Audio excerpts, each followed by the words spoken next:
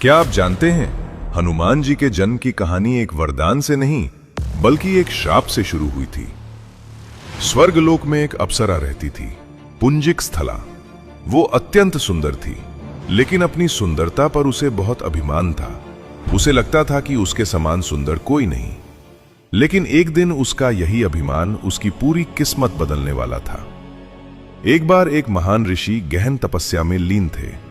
पुंजिक स्थला अपनी चंचलता में वहां पहुंची और अनजाने में उनकी तपस्या भंग कर दी। ऋषि की आंखें खुली और क्रोध में उन्होंने कहा, तुम वानर रूप में जन्म लोगी। यह सुनते ही पुंजिक स्थला कांप उठी। उसका स्वर्ग, उसका सम्मान, सब कुछ जैसे एक पल में छिन गया।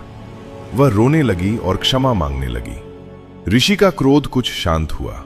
उन्होंने कहा, श्राप वापस नहीं होगा, लेकिन जब तुम्हें भगवान शिव के अंश से पुत्र प्राप्त होगा तभी तुम्हें मुक्ति मिलेगी। समय बीता और वही अप्सरा पृथ्वी पर अंजना के रूप में जन्मी। बाद में उनका विवाह वानर राज केसरी से हुआ।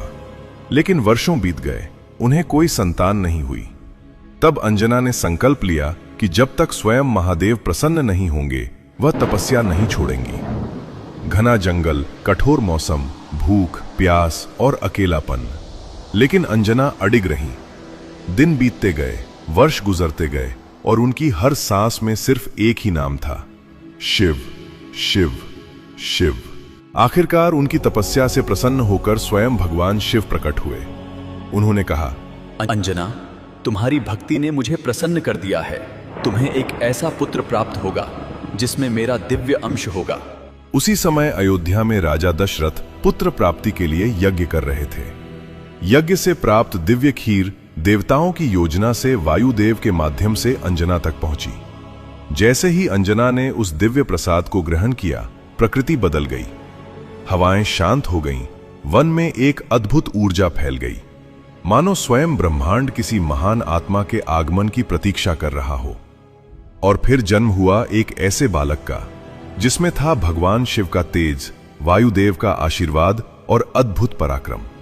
वही बालक आगे चलकर बना संकट मोचन, राम भक्त, महाबली हनुमान।